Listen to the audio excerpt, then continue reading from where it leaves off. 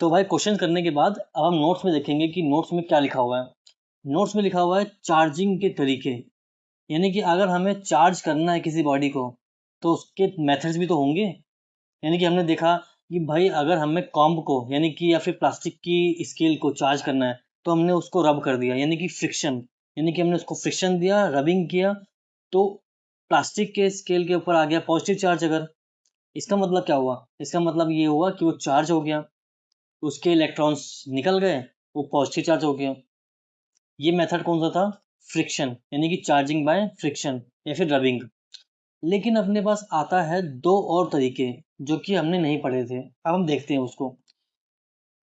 तो चार्जिंग का जो दूसरा तरीका है वो है कंडक्शन। कंडक्शन मतलब क्या होता है, सपोज कर लो कि एक बॉडी जो है वो चार्ज है, उसके ऊपर क्यू चार्ज है। अगर एक बॉडी जो है उसके ऊपर क्यू चार्ज है, पॉजिटिव हो सकता है नेगेटिव हो सकता है। दूसरी बॉडी जो है वो न्यूट्रल है, एन मतलब न्यूट्रल हो गया एकदम, ठीक है ना। अब क्या होगा कि जो चार्ज बॉडी है वो न्यूट्रल बॉडी को जाके टच करेगी और टच करने के बाद उसको सेपरेट कर देंगे। तो ये दोनों जब टच करेंगे तो ये टच ऐसे हो जाएगा, यहाँ पे क्यू था यहाँ पे न्यूट्रल था, क्योंकि ये पॉजिटिव चार्ज था मान लो। तो जब इसको टच करेगा तो चार्ज ट्रांसफर टेक्स प्लेस। अब चार्ज ट्रांसफर कितना होगा, आधा आधा होगा, है ना। यानी कि अगर हम इसको रिमूव करेंगे तो इस पे Q/2 हो जाएगा और इस बॉडी पे भी Q/2 हो जाएगा। कहने का मतलब क्या हुआ, इसका मतलब ये हुआ कि अगर हम किसी बॉडी को कंडक्शन के मेथड से चार्ज कर रहे हैं तो आधा चार्ज ट्रांसफर हो जाएगा न्यूट्रल बॉडी के पास और आधा चार्ज बचेगा जिस जो चार्ज बॉडी थी। समझ में आ गया। सपोज कर लो कि अगर अपने पास क्यू चार्ज था एक बॉडी के ऊपर और उसने जो है वो न्यूट्रल बॉडी को टच किया, तो इस वाली बॉडी पे Q/2 हो जाएगा और इस वाली बॉडी पे भी Q/2 चार्ज हो जाएगा।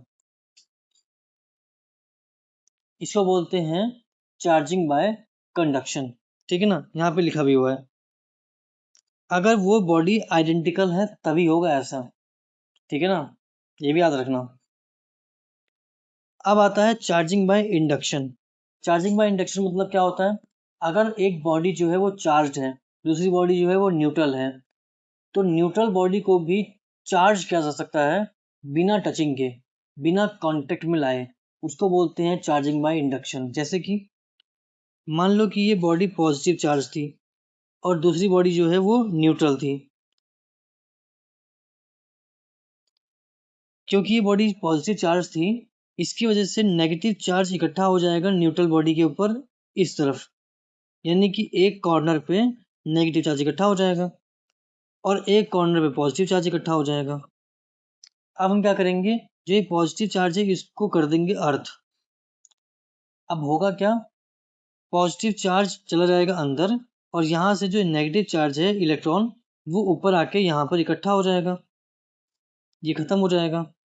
तो ओवरऑल जो बॉडी थी वो यहाँ पर भी नेगेटिव चार्ज और यहाँ पर भी नेगेटिव चार्ज इकट्ठा कर लेगी। तो इसका मतलब ये ओवरऑल नेगेटिव चार्ज बॉडी बन गई, यानी कि बिना किसी बॉडी को टच किए एक चार्ज बॉडी ने दूसरी न्यूट्रल बॉडी को चार्ज कर दिया।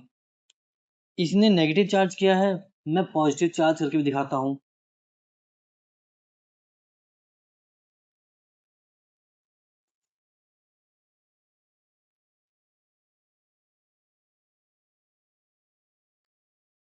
सपोज करो ये नेगेटिव चार्ज बॉडी है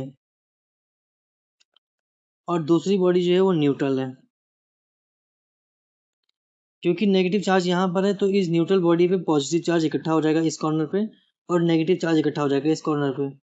अगर हम इस वाले पार्ट को अर्थ कर दें तो पूरा नेगेटिव चार्ज चला जाएगा अर्थ के अंदर, तो ये बॉडी पे ओवरऑल पॉजिटिव चार्ज इकट्ठा हो जाएगा। तो अब ये पॉजिटिव चार्ज बॉडी बन जाएगी। तो इसको बोलते हैं चार्जिंग बाय इंडक्शन, यानी कि बिना टचिंग किए हमने दूसरी न्यूट्रल बॉडी को चार्ज कर दिया। और चार्जिंग बाय कंडक्शन में क्या हो रहा था, हम दूसरी बॉडी को कांटेक्ट में लाके ही चार्ज कर पा रहे थे।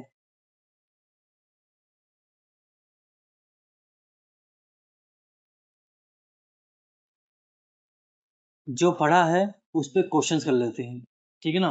यानी कि चार्जिंग के मेथड्स पे क्वेश्चंस कर लेते हैं। पहला क्वेश्चन क्या बोलता है, चार्जिंग बाय फ्रिक्शन।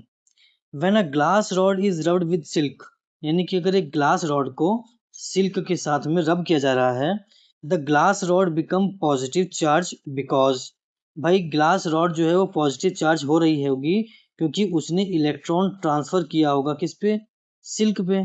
सिंपल सी बात है। तो electron move from silk to glass rod, नहीं, electron move from glass rod to silk, बिल्कुल सही। भाई इलेक्ट्रॉन मूव किया होगा ग्लास रॉड से सिल्क पे, इसीलिए जो है ग्लास रॉड जो है वो पॉजिटिव चार्ज हुई होगी। अगला क्वेश्चन बोलता है चार्जिंग बाय कंडक्शन पे, ठीक है ना। ये बोल रहा है अब पॉजिटिव चार्ज मेटल स्फीयर, यानी कि एक मेटल स्फीयर जो कि पॉजिटिव चार्ज है, touches an uncharged metallic sphere, एक न्यूट्रल एक न्यूट्रल मेटेलिक स्फीयर को टच करता है, ये जाके इसको टच करता है। And after separation the second sphere will be, यानी कि इनकी टचिंग के बाद इनको हम लोग सेपरेट कर देते हैं, तो इसका हल क्या हो जाएगा, इस पे पॉजिटिव चार्ज आ जाएगा। और कितना आ जाएगा, अगर इस पे क्यू था, अगर ये बराबर आइडेंटिकल स्फीयर थे तो इस पे Q/2 हो जाएगा और इस पे भी Q/2 हो जाएगा, ठीक है ना। तो जो सेकंड स्फीयर है वो क्या हो जाएगा, वो हो जाएगा बिकम पॉजिटिव चार्ज। समझ में आ गया, क्योंकि चार्जिंग बाय कंडक्शन में जो चार्ज चार्ज बॉडी का था वही चार्ज जो है वो न्यूट्रल बॉडी को मिलता है, ठीक है। अब हम देखते हैं चार्जिंग बाय इंडक्शन। इसमें लिखा हुआ है अ नेगेटिव चार्ज रॉड, एक नेगेटिव चार्ज रॉड है, उसको हम लोग लेके आ रहे हैं नियर एक न्यूट्रल मेटेलिक स्फीयर पे, यानी कि एक न्यूट्रल मेटेलिक स्फीयर के पास में हम लोग उसको लेके आते हैं विदाउट टचिंग इट, बिना उसको टच किए।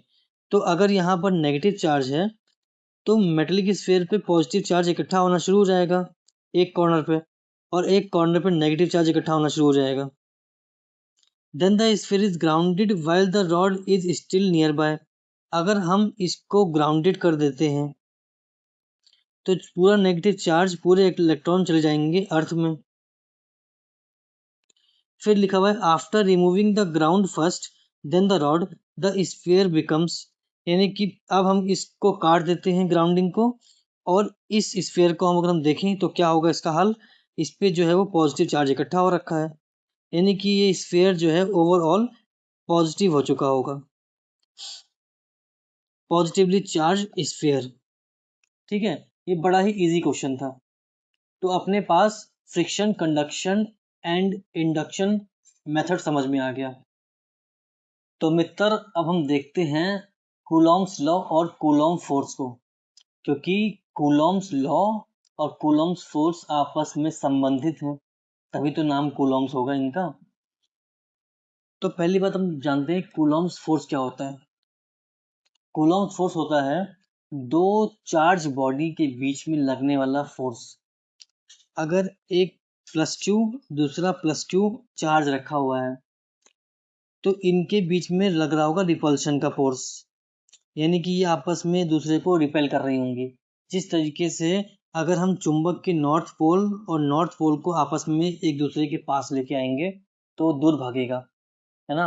इसी तरीके से पॉजिटिव चार्ज और पॉजिटिव चार्ज को पास लेके आओगे तो दूर भागेगा। तो जो दूर भागने वाला जो फोर्स है उसको हम लोग बोलते हैं कूलॉम फोर्स, या फिर उसका दूसरा नाम होता है इलेक्ट्रोस्टैटिक फोर्स, ठीक है ना। इलेक्ट्रोस्टैटिक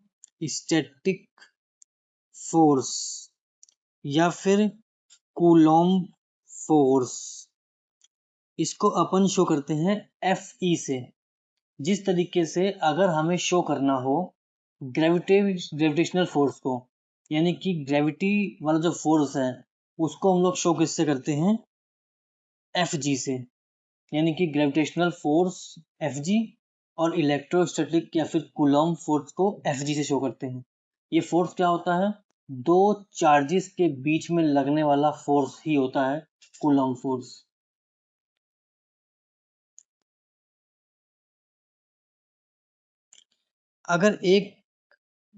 अगर दो स्टेशनरी चार्ज पड़े हुए हैं अगर ये पॉजिटिव और ये पॉजिटिव चार्ज होगा तो ये रिपल्शन फोर्स लगेगा, अगर ये नेगेटिव और नेगेटिव चार्ज होगा तब भी रिपल्शन फोर्स लगेगा।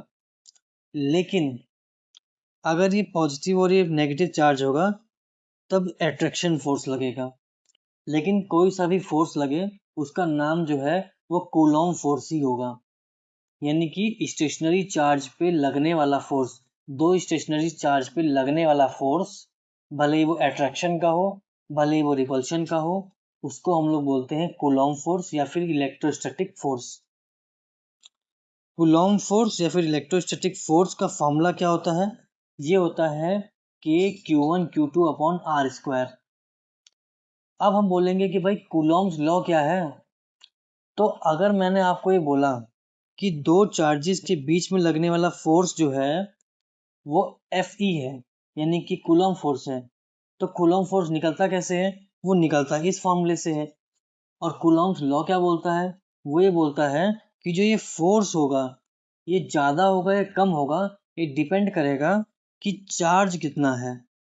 यानी कि अगर अपने पास जो चार्ज बॉडी है उस पे ज़्यादा चार्ज होगा, बहुत ज़्यादा चार्ज होगा, तो ये जो फोर्स होगा ये भी मोर होगा, ये भी ज़्यादा होगा। यानी कि जो कूलॉम फोर्स है वो डायरेक्टली प्रोपोर्शनल है Q1 Q2 के, यानी कि चार्जेस की डायरेक्टली प्रोपोर्शनल है कूलॉम फोर्स। तो ये जो प्रोपोर्शनलिटी बताने वाली चीज़ है उसको अपन बोलते हैं कूलॉम्स लॉ।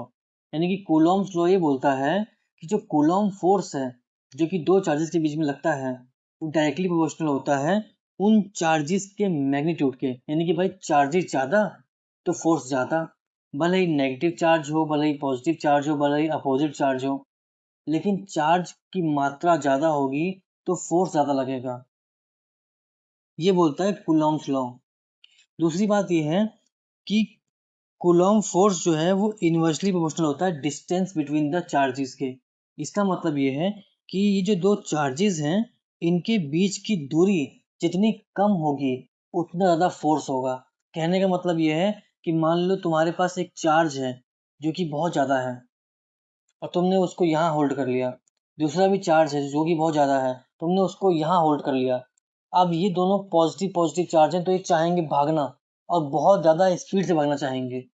इसका मतलब ये है कि अगर हम दो चार्जेस के बीच की दूरी को कम कर देंगे तो उनके फोर्स की क्षमता बढ़ जाएगी, ज़्यादा फोर्स लगेगा।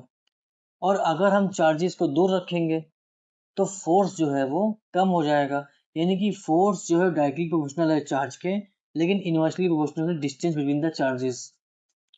तो जो कूलॉम्स लॉ कहता है कि जो इलेक्ट्रोस्टैटिक फोर्स है या कूलॉम फोर्स है वो इनवर्सली प्रोपोर्शनल है square of the distance between the charges, r square के इनवर्सली प्रोपोर्शनल है। यहाँ पर आर क्या है?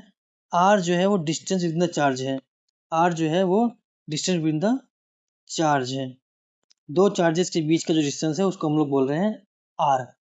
वो ज़्यादा होगा तो फोर्स कम होगा। अच्छा, इस और इस फॉर्मूले से अपन को क्या मालूम पड़ता है कि जो इलेक्ट्रोस्टैटिक फोर्स है वो डायरेक्टली प्रोपोर्शनल है चार्जेस से और इन्वर्सली प्रोपोर्शनल है आर स्क्वायर के। अगर हम एक कांस्टेंट को ले आए तो हम लोग कह सकते हैं कि इलेक्ट्रोस्टैटिक फोर्स जो है वो हो जाएगा के constant into Q1 Q2 upon r square. और जो वो के कांस्टेंट है वो क्या है? वो 1/4 पाई एप्सिलॉन नॉट है। इसका मतलब ये है कि के जो है अपना कांस्टेंट वो 1/4 पाई एप्सिलॉन नॉट है। एप्सिलॉन नॉट क्या होता है? एप्सिलॉन नॉट को बोलते हैं परमिटिविटी। क्या बोलते हैं? Permittivity of medium. इसका मतलब क्या हुआ कि जो कूलॉम्स लॉ है वो परमिटिविटी ऑफ मीडियम के भी इन्वर्सली प्रोपोर्शनल है, क्योंकि अपने को यहाँ से मालूम पड़ता है ना कि जो फोर्स है वो इन्वर्सली प्रोपोर्शनल है एप्सिलॉन नॉट के। तो अपने पास तीन चीज मालूम पड़ गई कि जो कूलॉम फोर्स है वो डायरेक्टली प्रोपोर्शनल है Q1 Q2 के, इन्वर्सली प्रोपोर्शनल है आर स्क्वायर के, और इन्वर्सली प्रोपोर्शनल है एप्सिलॉन नॉट के। एप्सिलॉन नॉट क्या होता है? ये होता है परमिटिविटी ऑफ मीडियम। ये परमिटिविटी ऑफ मीडियम क्या होता है? परमिटिविटी ऑफ मीडियम होता है कि किसी मीडियम की एबिलिटी कि वो कितनी रेजिस्टेंस प्रोवाइड करती है इलेक्ट्रोस्टैटिक फोर्स को। कहने का मतलब ये है कि अगर ये दोनों चार्जेस को हमने रखा है एयर के अंदर, तो जो इसका एप्सिलॉन नॉट आएगा या फिर जो ईएम आएगा, जो इसकी परमिटिविटी होगी, वो बहुत ही कम होती है। इसका मतलब ये है कि यहाँ पर जो इलेक्ट्रोस्टैटिक फोर्स होगा वो बहुत ज़्यादा होगा। लेकिन अगर इन्हीं चार्ज को हमने रखा होता हनी के अंदर या फिर वाटर के अंदर, तो इसका जो परमिटिविटी होती वो ज़्यादा होती, तो यहाँ पर जो इलेक्ट्रोस्टैटिक फोर्स आता वो कम आता। तो परमिटिविटी ऑफ मीडियम ये बोलता है कि इलेक्ट्रोस्टैटिक फोर्स को कितना ज़्यादा रेजिस्टेंस मिलेगा, मैं वो चीज़ हूँ। मेरी परमिटिविटी ज़्यादा है, यानी कि उस मीडियम की परमिटिविटी ज़्यादा है। इसका मतलब है कि इलेक्ट्रोस्टैटिक फोर्स जो है उसको मैं कम कर दूंगा। यानी कि दो चार्जेस थे, आपस में रखे हुए थे, इनके ऊपर जो इलेक्ट्रोस्टैटिक फोर्स ऑफ अट्रैक्शन है वो ज़्यादा था अगर एक एयर में रखे हुए थे। लेकिन अगर मैं इनको रख दूंगा किसी मीडियम में, जैसे वाटर में रख दिया मैंने इनको, तो इसका जो परमिटिविटी होगी वाटर की वो ज़्यादा होगी, तो इसका जो फोर्स हो जाएगा वो कम हो जाएगा। यानी कि इनका रिपल्सन का जो फोर्स होगा वो थोड़ा कम पड़ जाएगा। इसी को हम लोग बोलते हैं परमिटिविटी।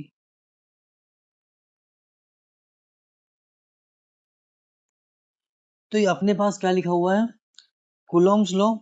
कूलॉम्स लॉ मैंने बता ही दिया कि कूलॉम्स लॉ कुछ भी नहीं होता है।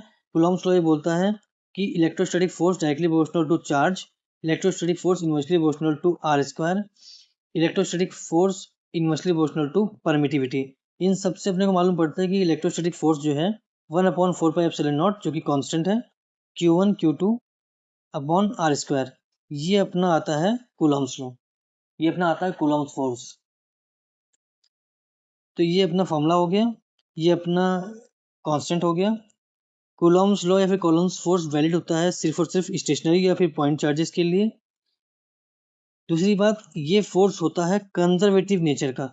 कंजर्वेटिव नेचर का मतलब क्या होता है, कंजर्वेटिव नेचर का मतलब होता है कि वो फोर्स जिनका वर्क डन पाथ इंडिपेंडेंट हो, उसको हम लोग बोलते हैं कंजर्वेटिव फोर्स। इसका मतलब मेरे को समझ में नहीं आया, समझाता हूँ।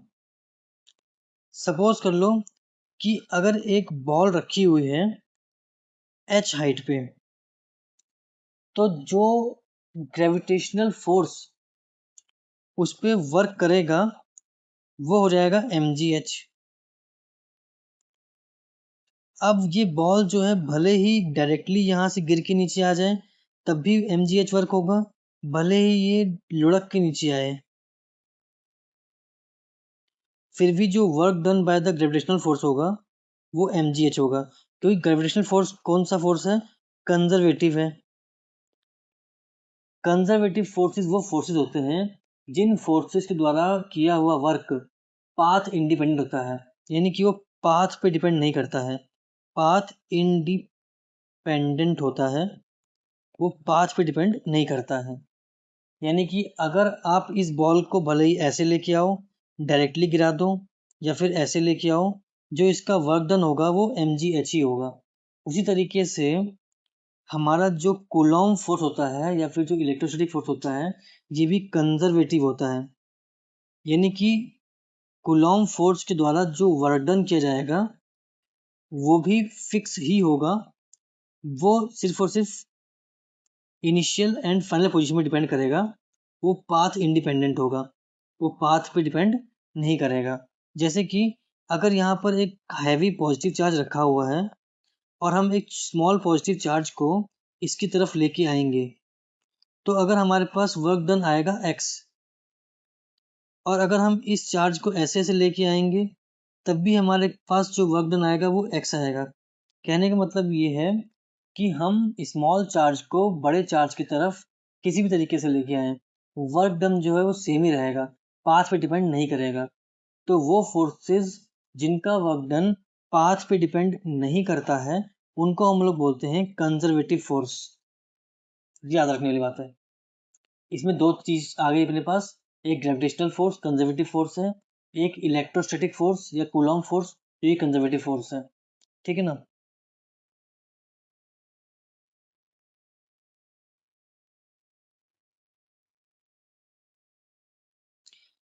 हमें मालूम है कि यहाँ पर एप्सिलॉन नॉट या फिर ईएम परमिटिविटी ऑफ मीडियम होता है।